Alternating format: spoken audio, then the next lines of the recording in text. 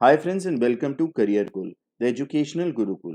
In this video हम लोग देख रहे हैं Maharaja Agrasen institute of technology MAIT and this comes under Indraprastha university. जब से एडमिशन शुरू हुए हैं I am getting a lot of calls regarding IPU and जो भी IPU के बारे में नहीं भी अगर पूछ रहा है तो आई हैव सीन दैट उन्होंने IPU के फॉर्म्स भरे हुए हैं। So we are going to review this and see क्या फ़ायदे हैं इसके। हम इसके कट ऑफ्स के बारे में भी बात करेंगे। जो दिल्ली के बच्चे हैं उनके लिए भी कट ऑफ के बारे में बात करेंगे एंड जो आउटसाइड दिल्ली हैं उनके बारे में बात करेंगे। और मैं पहले ही बता दूं काफ़ी अच्छे कट ऑफ्स हैं, तो एक स्टूडेंट क्वालिटी जो यहाँ पे मिलेगी वो भी काफ़ी अच्छी मिलेगी। सो मेरा नाम है सागर आनंद, मैंने एमटेक किया technical university of Dresden Germany से। मैं एक सर्टिफाइड करियर काउंसलर हूँ and I have been practising career counselling since 2016। Start करने से पहले लाइक ज़रूर करिएगा मेरे वीडियो को, सब्सक्राइब कर दीजिए आप हमारे चैनल को and that would help you attend our live sessions on Wednesday and Sunday. And आप अपने कमेंट्स में अपने जो क्वेश्चंस हों, जो भी डाउट्स हों regarding colleges, fees, salary, companies, अगर प्रोफाइल्स, फ्यूचर एस्पिरेशंस ज़रूर लिखिए, बिकॉज ये हमको मोटिवेट करता है, हमको एक चैलेंज देता है and we will do a good research and maybe answer there और कॉल यू और make a video. Thank you very much, let us start this video. So we'll see कि who can choose this college, ranking क्या है, faculty इनकी कैसी, काफ़ी अच्छी faculty है वैसे, अभी हम आगे देखते हैं। और प्लेसमेंट्स कैसे हैं, काफ़ी अच्छे और काफ़ी ट्रांसपेरेंटली इन्होंने अपने साइट पे ज़्यादातर प्लेसमेंट्स दिए हुए हैं, काफ़ी अच्छे, हम लोग वो भी देखेंगे। कट ऑफ एंड फीस के बारे में देखते हैं। पहले मैं बता दूं हमारी सर्विसेज क्या है। ये हमारे टेस्ट्स हैं जो हम लोग करते हैं, साइकोमेट्रिक एनालिसिस जिसके लिए मैं ट्रेंड हूँ, personality test, aptitude test, interest test and social learning test.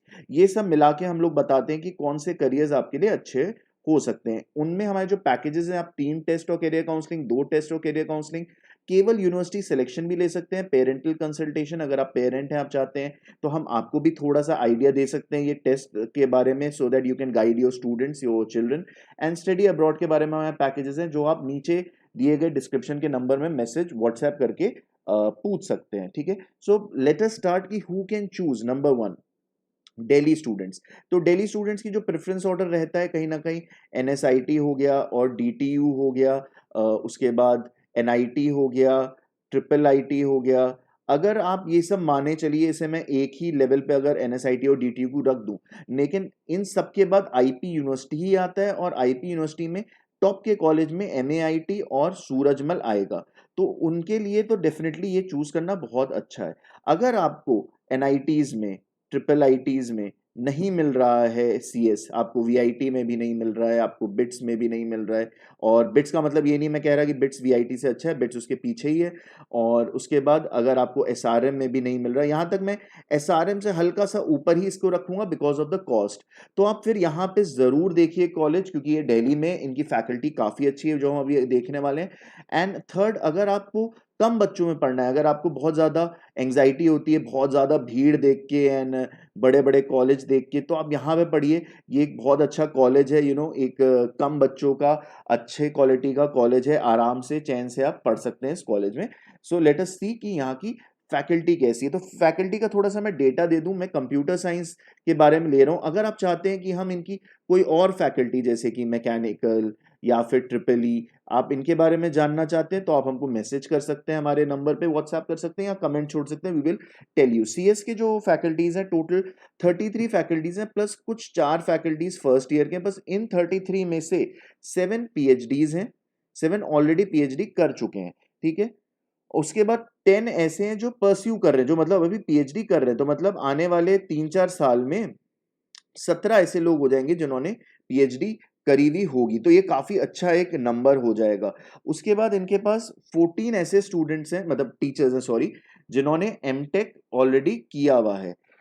फिर इनमें से एक ऐसे हैं इनकी फैकल्टी में जिन्होंने MCA किया हुआ है, और एक ऐसा जना है जिन्होंने MS यानी कि बाहर से किया है।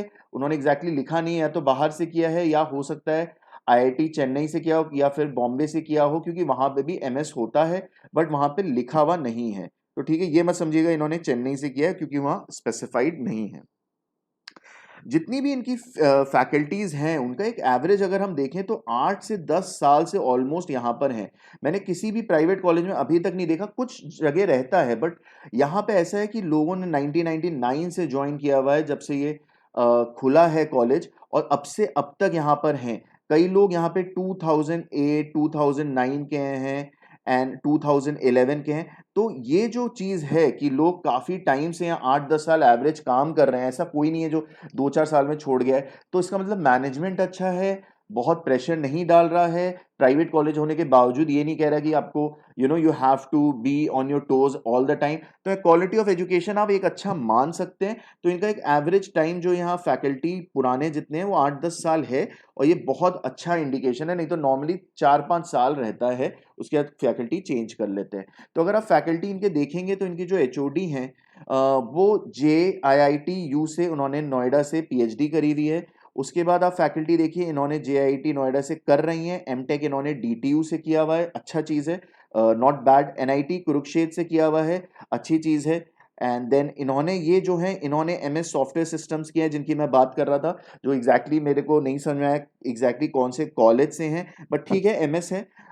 इन्होंने जो है MCA NIT से किया है, बट IET लखनऊ से किया, बट 1999 से पढ़ा रहे हैं। और मैंने देखा, मतलब आप थोड़ी सी शक्ल भी देखेंगे तो काफ़ी सीधे से लग रहे हैं ये जने, तो काफ़ी अच्छे से प्रोफेसर लग रहे हैं। तो यू नीड कि आपके प्रोफेसर्स जो हों बहुत ज़्यादा सेल्फिश ना हो, आप पे ध्यान दें।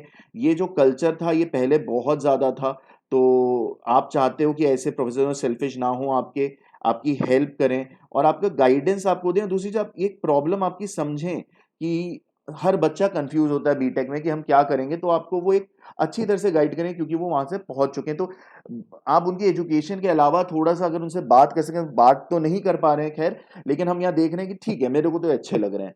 और यहाँ पे भी देखिए, इन्होंने NIT से किया हुआ है, और फिर ये काफ़ी अच्छी चीज़ एक हो गई।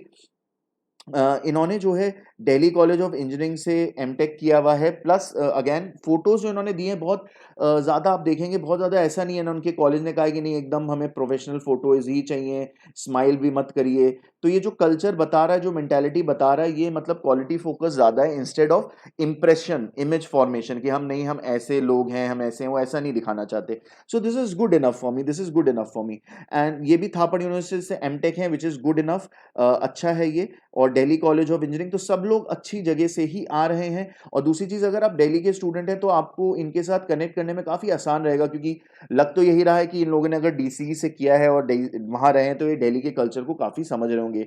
इन्होंने PhD SRM से किया है, तो ये तो बेसिक रिक्वायरमेंट इतना होना ही चाहिए कि PhD इन्होंने अच्छी ठीक ठाक जगह से तो एटलीस्ट करी दी हो। तो इनकी रैंकिंग की अगर हम लोग बात करें, तो इनकी रैंकिंग जो है NIRF में, जहाँ तक मुझे याद है 200 से 250 के बीच में लाई कर रही है, जो बहुत बुरा नहीं है। क्यों? क्योंकि देखिए NIRF रैंकिंग बहुत चीज़ों पे लाई करता है, तो नंबर ऑफ स्टूडेंट्स पे भी लाई करता है, और नंबर ऑफ स्टूडेंट्स जो हैं यहाँ पे बाकी कॉलेजेस, अगर आप बड़े-बड़े colleges KIIT, VIT, SRM, Manipal, bit से कंपेयर करें, तो यहाँ पे टोटल जो हैं जो स्टूडेंट्स हैं वो केवल 842 हैं, जबकि VIT वगैरह या फिर SRM में जो है, इवन बिट्स में 2000 स्टूडेंट होते हैं। तो एटलीस्ट 2 टाइम्स 3 टाइम्स, यहाँ तक कि SRM में आप देखेंगे तो 5 टाइम्स स्टूडेंट्स हैं, क्योंकि तकरीबन 5000 बच्चे एक साथ वहाँ पे पढ़ते हैं।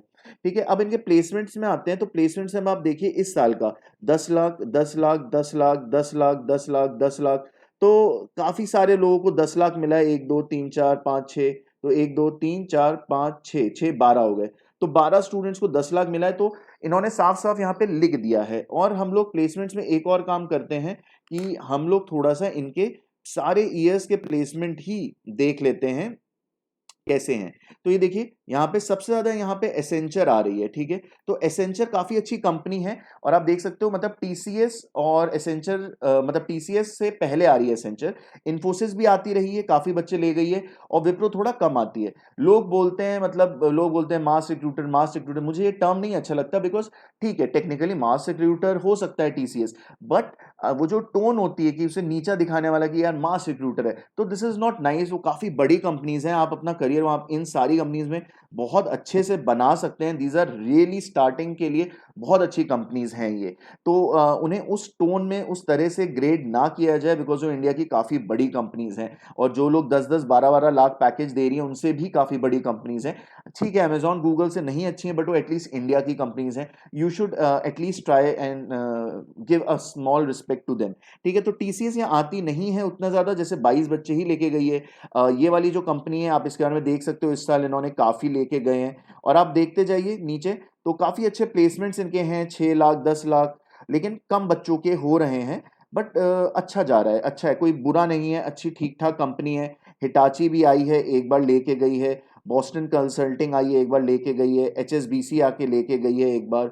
कॉग्निजेंट जो कि VIT और SRM का सबसे ज़्यादा रिक्रूटमेंट करने वाली कंपनीज में से 1800 बच्चों ले गई हैं, वो यहाँ पे 2 बच्चे लेके गई है।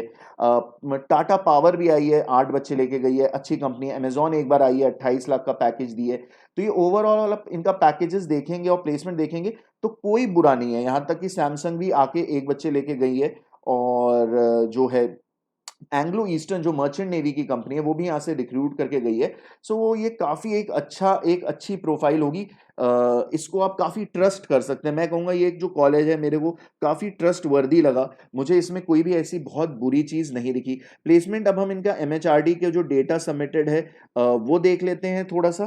तो 842 टोटल स्टूडेंट्स थे जिन्होंने जो एग्ज़ाम जिन्होंने पास कर लिया था, उनमें से 517 यानी कि 61% बच्चों का प्लेसमेंट हो गया। तकरीबन 56 बच्चे जो थे वो पढ़ने चले गए हायर स्टडीज़ के लिए चले गए। और इनका जो एक एवरेज प्लेसमेंट है वो 4 लाख के करीब है। तो जो बुरा नहीं है, क्योंकि इनके वहाँ और भी जैसे ट्रिपल ई हो गई, ट्रिपल ई में जो IT में जा रहे हैं वही प्लेसमेंट्स दिख रहे थे, क्योंकि हमें अभी ट्रिपल ई की कोई भी कोर कंपनी बहुत बड़ी जो अभी हमने लिस्ट देखी उसमें दिखी नहीं। अब इनके कट ऑफ्स देख लेते हैं। कट ऑफ्स हम लोग दो तरह से देखेंगे। एक हम लोग आउटसाइड दिल्ली का देख लेते हैं, जो लोग दिल्ली के बच्चे नहीं हैं, और एक हम लोग दिल्ली का भी देख लेंगे। तो देखते हैं ये सब सारे कट ऑफ्स जो होंगे ये JEE मेंस के ऊपर बेस्ड हैं। And this is 2019। अगर आपको इसके डॉक्यूमेंट्स चाहिए होंगे आप हमको नंबर व्हाट्सएप पे कर दीजिएगा, हम ओरिजिनल डॉक्यूमेंट्स आपको भेज देंगे फॉर कंफर्मेशन। तो CS के लिए जो आउटसाइड का जो था वो 96 परसेंटाइल के, ये अप्रॉक्स में बता रहा हूँ, ठीक है, क्योंकि रैंक थी यहाँ पर ऑलरेडी तो मैंने इसे परसेंटाइल में कर लिया। तो ये सब कुछ थोड़ा अप्रॉक्स में रहेगा, 0.23 का इधर उधर हो सकता है। ट्रिपल ई जो है 90 परसेंटाइल पे था, 90 परसेंटाइल पे था। एंड EC मैं परसेंट जहाँ लिख रहा हूँ उसका मतलब परसेंटाइल ही है।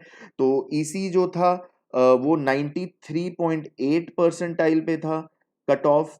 IT जो था वो 95.5। तो आप देख रहे हो क्वालिटी ऑफ स्टूडेंट कितनी एक अच्छी स्टूडेंट्स की क्वालिटी आएगी। जो लोग 40-50 हज़ार रैंक लाए हैं, 40 to 60,000 के बीच में रैंक लाए हैं JEE मेंस में, तो ये काफ़ी अच्छे और मेहनती बच्चे होंगे। तो एक अच्छा कल्चर आपको मिलेगा, सब लोग अपने पढ़ाई करेंगे, अपने जॉब्स की तरफ तैयारी करेंगे। तो दिस इज़ गुड इनफ, मैं कहूँगा ये बहुत अच्छी एक चीज़ है। मैकेनिकल एंड ऑटोमेशन है ये, जिसमें 89.5 परसेंटाइल रहा था बच्चों का। तो मैकेनिकल लास्टली जो इनका लास्ट ईयर था वो 92.8 परसेंटाइल इनका प्लेसमेंट वो मतलब कट ऑफ था, ठीक है। अब हम लोग देख लेते हैं इनका जो दिल्ली के बच्चों के लिए था, CS जो इनका था वो 94.9 परसेंटाइल के ऊपर था। 94.9 दैट मीन्स लगभग 50,000 रैंक है। और एक इनका CS और था जो सेकेंड शिफ्ट में था, वो 94.8 परसेंटाइल पे भी था। ट्रिपल ई जो इनका है वो 80 परसेंटाइल पे था। तो ये काफ़ी अच्छा हो गया, अगर आपको मिल रहा है तो आप ये ले सकते हैं, क्योंकि ठीक ठाक फीस भी बहुत ज़्यादा नहीं मैं कहूँगा इसको बाकी के कंपैरिजन में, जहाँ पे इस तरह के बच्चे पढ़ते हैं। ECE जो है इस लेवल के एकेडमिकली साउंड एंड एकेडमिकली काफ़ी इंक्लाइंड बच्चे लग रहे हैं ये। ECE 89 परसेंटाइल पे था, 89 परसेंटाइल पे था। IT जो है 92.4 परसेंटाइल पे था। तो अगर आपको यहाँ पे तो खैर IT और CSI DTU में तो नहीं मिलेगा इन परसेंटाइल पे, ना NSIT में मिलेगा। तो ये आपके लिए नेक्स्ट ऑप्शन हो सकता है। मैकेनिकल एंड ऑटोमेशन जो इनका गया था दिल्ली वाले बच्चों के लिए 73 परसेंटाइल पे था। तो वैसे तो इनका कम गया है मैकेनिकल एंड ऑटोमेशन का परसेंटाइल, बट मैं कहूँगा इस वक्त ऑटोमेशन जो है वो मैकेनिकल से ज़्यादा डिमांड में होने वाला है। बच्चे आजकल मेरे पास कई कॉल्स आते हैं, जो लोग बोलते हैं हम क्या करें, और फिर फाइनली कुछ दिनों बाद मेरे को पता चलता है कि वो ऑटोमेशन का यानी कि PLC स्काडा का कोर्स करके उन्होंने जॉब ली है। तो ये इस वक्त काफ़ी अच्छा कोर्स है जो मैकेनिकल से ऊपर रखा जा सकता है। मैकेनिकल जो है इनका 85 परसेंटाइल के करीब इनका कट ऑफ था। तो ये कट ऑफ से अगर आपको अपने लिए हमारे साथ काउंसलिंग करवानी है यूनिवर्सिटी सिलेक्शन के लिए एक प्रोफाइल बेस्ड, तो आप ज़रूर हमसे कांटेक्ट करिएगा। हम लोग 350 रुपीज़ चार्ज करते हैं एज ऑन 22 जुलाई 2020। सो आप हमको कांटेक्ट कर सकते हैं। ठीक है, अब इनकी फीस पे आ जाते हैं। तो इनकी फीस जो है आप यहाँ देखेंगे, इन्होंने ये 2019-20 की दी है, तो लगभग जो है 1,10,000 जो है इनकी फीस है। तो हम मान लेते हैं 4.5 लाख ले लेते हैं हम लोग। 4.5 लाख, मैं कहता हूँ इसको आप ले लीजिए 5 लाख।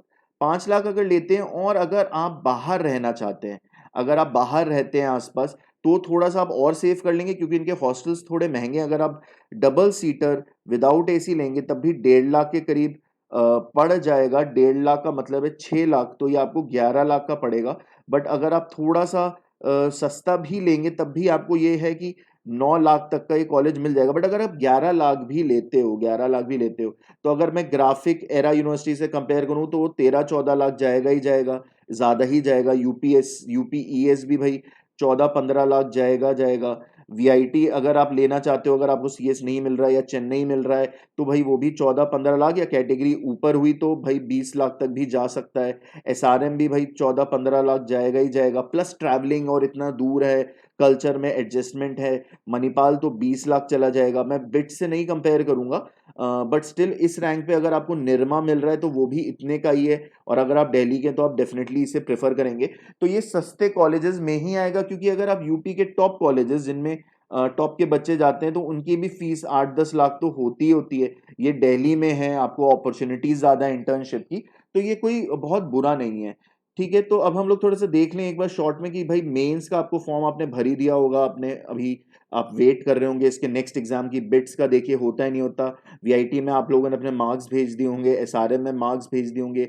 मणिपाल का आपने स्लॉट अगर नहीं बुक किया है तो बुक कर लीजिए। एलपीयू ऑलरेडी बहुत तेजी से एडमिशन ले रहा है। अगर आपके अच्छे मार्क्स हैं, एक बार यहाँ स्कॉलरशिप चेक कर लीजिए आपको कितनी मिल रही है। चंडीगढ़ में भी सेम चीज़ है। डब्ल्यूबीजेई का भर दीजिए। केआईटी अपना एग्जाम ले रहा है ऑनलाइन, तो उसके लिए देख लीजिए। Graphic era university, UPES, IPU मैं भी इस बार बना ही रहा हूँ इस हफ्ते।